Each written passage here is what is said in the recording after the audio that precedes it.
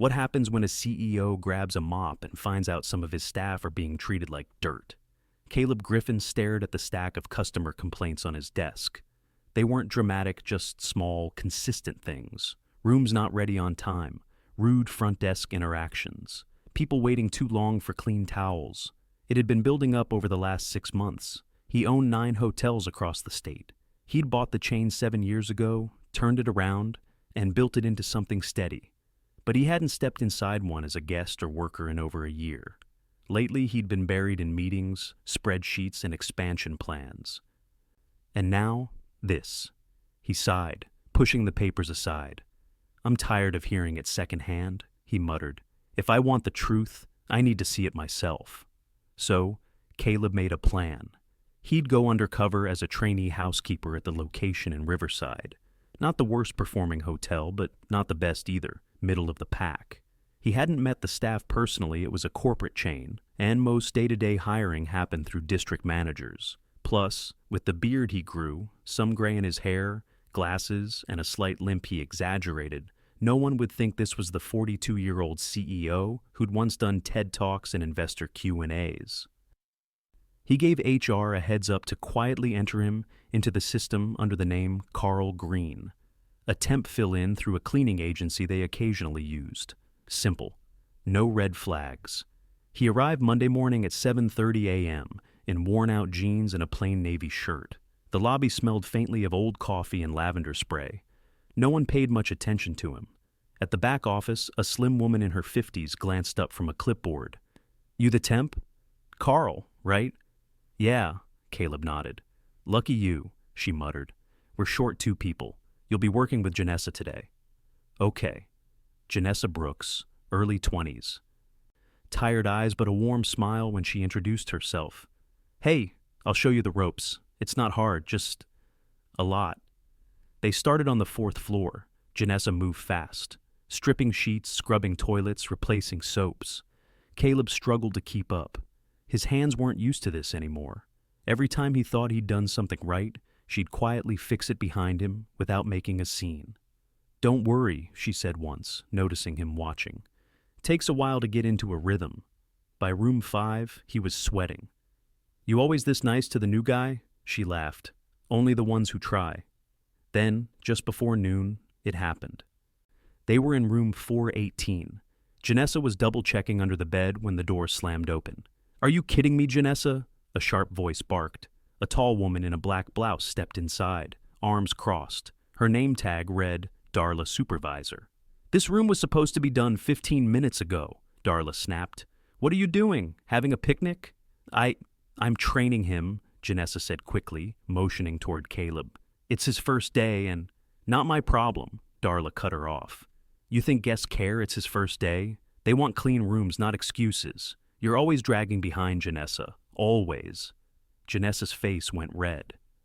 She opened her mouth, closed it. Caleb stepped forward. "She's doing her job," he said calmly. "She's training me. I'm slow. That's on me." Darla barely looked at him. "And who asked you to talk? You're here to clean, not speak." Caleb clenched his jaw. His heart was hammering. He'd seen enough.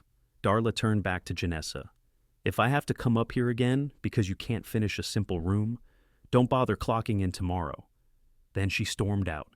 Janessa stood frozen. Her hands shook slightly as she picked up the cleaning cloth again. "You okay?" Caleb asked. She nodded too quickly. "Yeah, it's fine. Just ignore her." "I'm used to it." "Used to it?" Caleb didn't say anything. Not yet. But his stomach turned. He couldn't ignore it. Not this. They finished cleaning in silence. He kept watching her. The way she worked through it. No complaints, no crying. Just trying to do her job. That night, Caleb sat in his car in the hotel parking lot, staring at the steering wheel. He'd seen enough to know this wasn't just about one rude supervisor. Tomorrow, he'd dig deeper.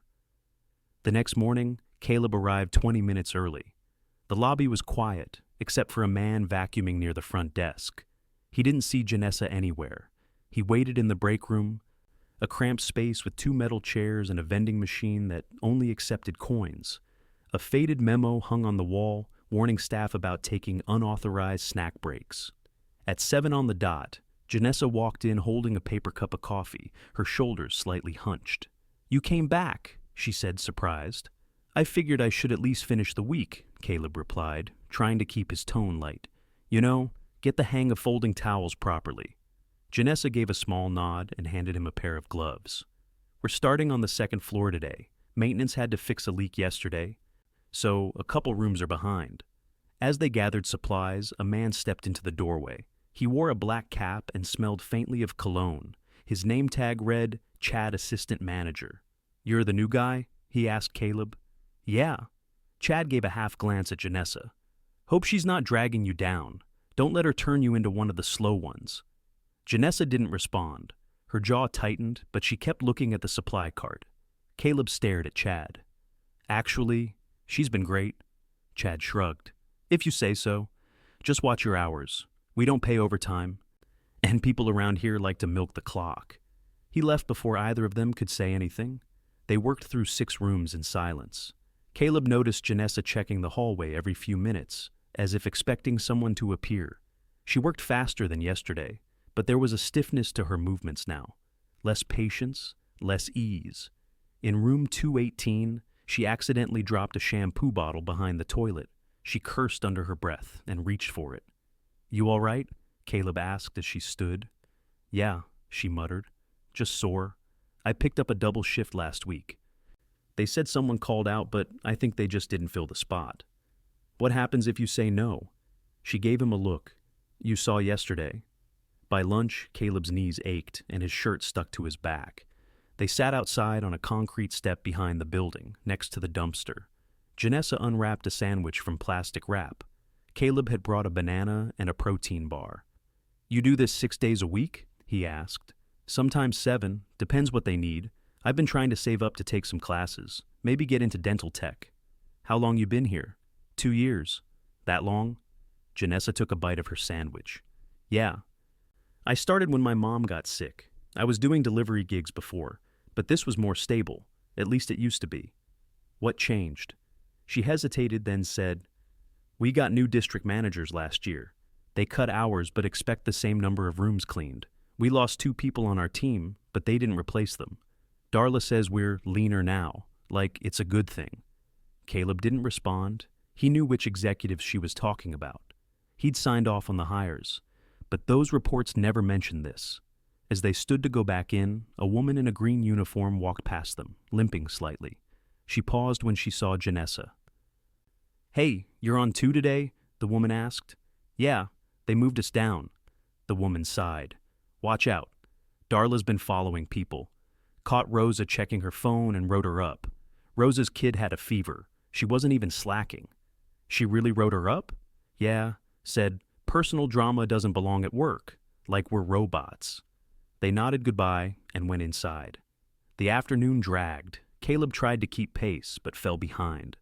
In room 231, Janessa took over folding the sheets after he fumbled them twice.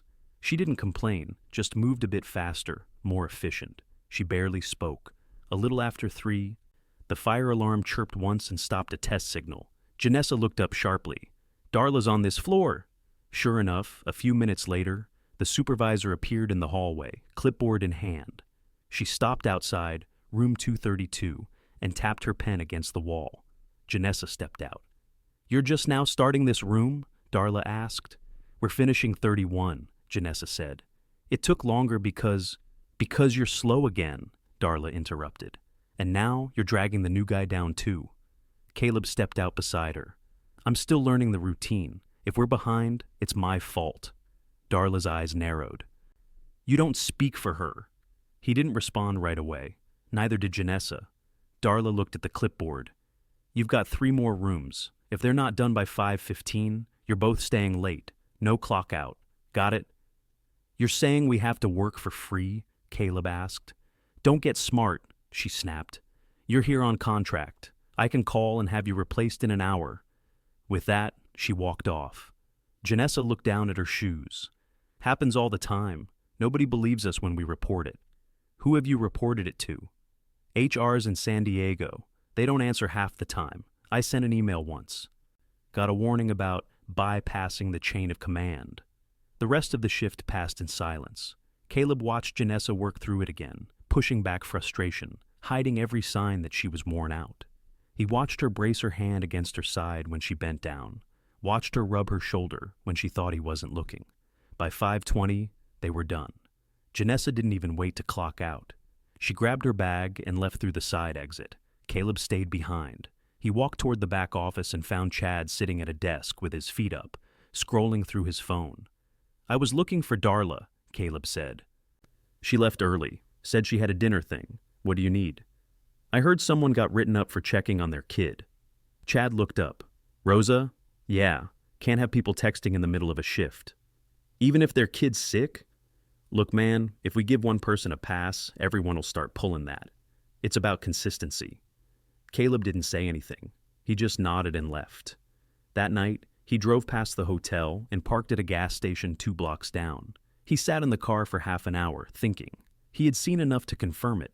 There was a leadership rot in this location, top down. The wrong people had been given authority, and the right ones were being crushed under it. Tomorrow, he'd come back, but not as Carl Green.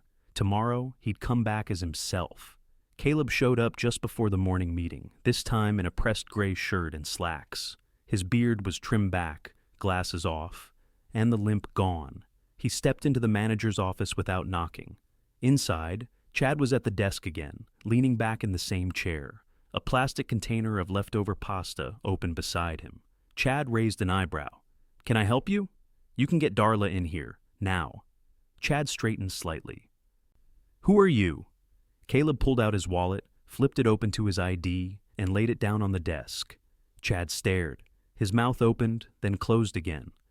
"I'll ask one more time," Caleb said. "Get her." Chad stood, knocked over his chair in the process, and scrambled out without another word. 15 minutes later, Darla walked into the office with a clipboard clutched to her chest. Her expression held that plastic professionalism reserved for guests, not staff. Her eyes landed on Caleb. Confusion flickered, then recognition. She didn't sit. "Mr. Griffin? I wasn't told you'd be visiting." "I didn't want you to be." Caleb folded his arms. "I've been working here for the past 2 days. Undercover." Chad stood awkwardly by the door, arms crossed. Caleb didn't wait. "I've seen how you speak to employees, Darla. I've seen how you treat your team. I watched you threaten someone for training a new hire. I watched you penalize another for checking on her sick child. I've heard enough from your staff to know this isn't a one-off." Darla started to respond, but he cut her off. "You've created a culture of fear, not accountability. You've used your position to intimidate instead of lead." "That ends now," she blinked. "With all due respect, you've only been here 2 days. You don't know the full picture." "I know enough," Caleb said, "and I've reviewed your HR records. You've had 5 formal complaints in the last year, each one dismissed without proper investigation. You've written up more employees than any other supervisor across all 9 properties, more than locations that handle double the volume." Chad shifted uncomfortably. Caleb turned to him. "And you've been enabling it. I watched you brush off concerns about staff being forced to work off the clock. I reviewed your punch logs. You've been shaving minutes off people's hours and adjusting clock outs without approval." Chad's face drained of color. "Effective immediately," Caleb said. "You're both terminated. Security will escort you off the property. Your final checks will reflect your actual hours worked, and legal will be in touch regarding the wage violations." Darla's clipboard dropped to the floor. "You can't just—" Caleb stood. "I just did." He stepped out of the office and motioned to the front desk agent. "Call district security.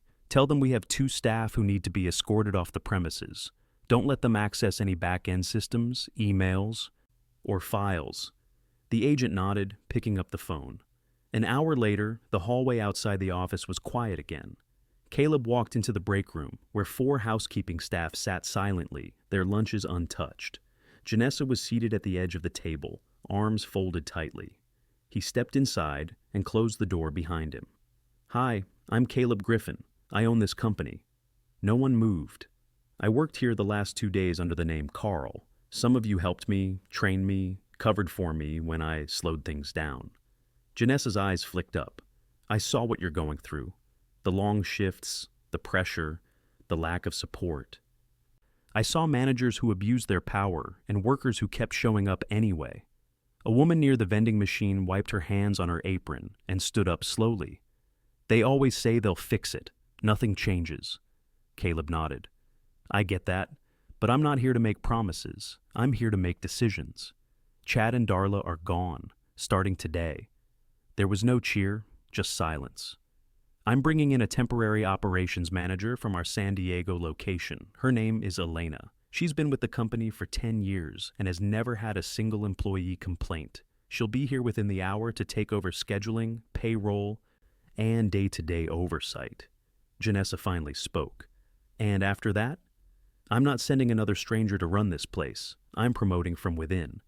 But first, we're doing a full review of staffing needs. I want each of you to write down what you need to do. Your job properly supplies time, people. I want to see every single housekeeping route and how long it really takes to complete. Will we be paid for the time it takes to do that? Asked the woman standing. Yes, and back pay will be issued for any unpaid overtime logged in the past 6 months. Legal is already processing it. A man sitting near the microwave leaned forward. What about hours? They keep cutting mine one week, then overloading the next. Makes it impossible to plan anything. I've already frozen all scheduling changes. Elena will rebuild the roster based on actual capacity, not targets. No more pressure to do 16 rooms in 6 hours. If we need more people, we'll hire more. Janessa looked at him carefully. And the ones who spoke up before? The ones who filed complaints and were pushed out? They'll be contacted. If they're interested in returning, their jobs are waiting. If not, they'll still receive financial compensation for what they endured. No one should be punished for telling the truth. The silence hung for another beat. Then the woman by the vending machine sat back down. Guess we'll see. Caleb nodded. You will. He left the room and walked back toward the hallway. Just outside the linen closet, he paused and looked at the schedule board. Half the names were scribbled over. Shift times had been cut, rearranged, overwritten in red marker. He took out his phone and snapped a photo. Before he left the building, he stopped by the front desk. A young man, thin, maybe 19, was checking in a guest. His shirt looked a size too big, and he kept glancing nervously at the screen. Caleb waited until the guest walked away. What's your name? He asked. Ricky. You new? 3 months. You like it here? Ricky hesitated. Kinda. It's fine, I guess. Who trains you? Chad did. Mostly just gave me a manual and said to figure it out. Starting tomorrow, you'll get real training and a raise. All entry-level staff here will front desk, housekeeping, maintenance. You're the face of this place. You deserve to be treated like it. Ricky's eyes lit up, but he didn't speak. Caleb nodded once more and walked out. He didn't feel proud. He felt responsible for allowing the wrong people to lead, for being away too long, for trusting numbers over people. But he was back now. And this time, he wasn't leaving it to reports and spreadsheets. By the following Monday, the Riverside Hotel was quieter than usual. The usual sharp, nervous energy that had lingered in the hallways had dulled, not gone, but different, almost like the silence after a storm. Elena, the interim operations manager, arrived early and took over the second-floor office. She wore a simple watch, kept her hair tied back, and didn't carry a clipboard. Instead, she asked questions, lots of them. She met with every team in rotation, housekeeping, front desk, maintenance, laundry. Not all at once, individually. She never raised her voice. When she didn't know something, she asked again. Caleb stayed in Riverside for 5 more days. This time, not in disguise. He didn't hide behind meetings or upper-floor offices. He moved between departments with a small notepad, asking questions the way you'd ask someone about their home, not their job. On Wednesday, he joined the maintenance tech, Luis, as he replaced a broken latch in one of the stairwells.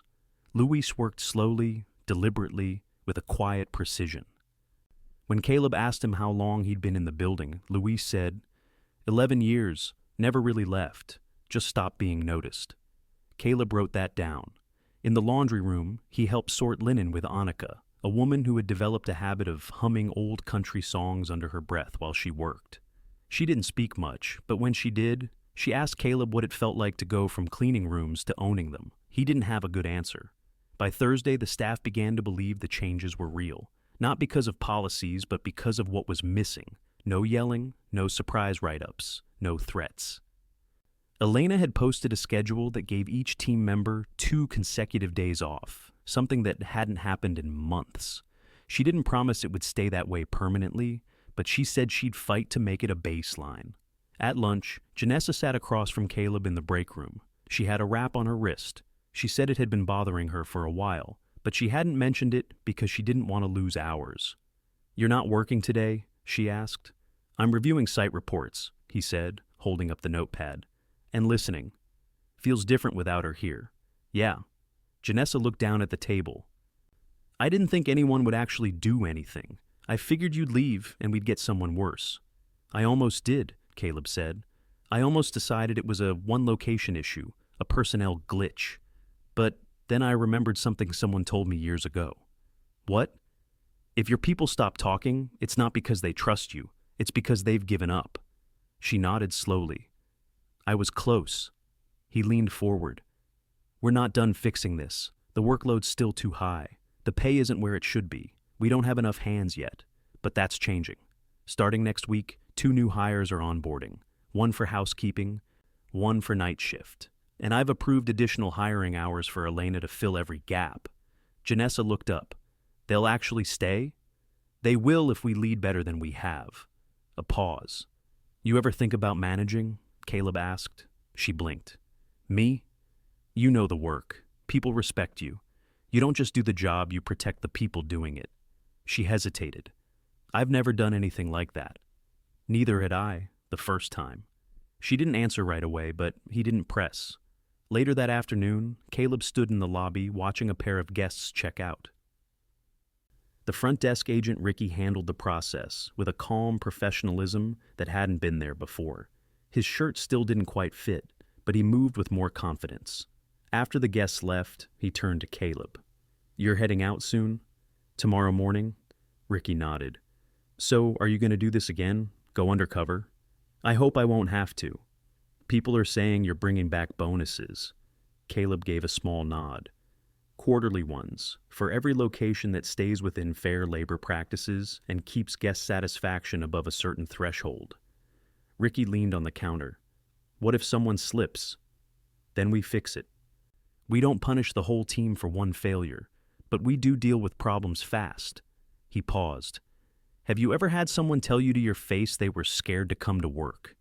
Ricky shook his head. "I have. This week." That night, Caleb attended a short team huddle Elena had scheduled in the staff lounge. Everyone was there, housekeeping, front desk, laundry, even the part-time security contractor. Elena didn't talk long. She handed out printed cards with contact info for HR, payroll, and a direct line to her office. No gatekeeping, no waiting for district managers. Then she passed out a second card. On it was a single sentence. "If you see something wrong, you have the right to say so and the responsibility to speak up." Caleb stepped forward. "I built this business because I believe that hospitality should feel human. Somewhere along the way, I stopped checking if we were still living up to that. I won't make that mistake again." He let that sit for a moment. "Every 3 months, I'll visit a random location. No notice, no entourage, just me. I won't be hiding this time. You'll see me. And when I'm there, I expect to be held to the same standard I'm asking of you. That's how we move forward." He looked around the room. Some were nodding. A few just watched him. One woman, Annika from the laundry room, raised her hand. "You said we'd get back pay. When?" "It's already been processed," Caleb said. "You'll see it on your next paycheck, full breakdown included." She nodded once, then looked down at her hands. After the meeting, people lingered a little longer than usual. They didn't rush out the door. The next morning, as Caleb waited outside for his ride to the airport, Janessa stepped out of the side entrance. She had a folder in one hand. "I thought about what you said," she said. He raised an eyebrow. "I don't know if I'm ready to manage, but I'm ready to learn."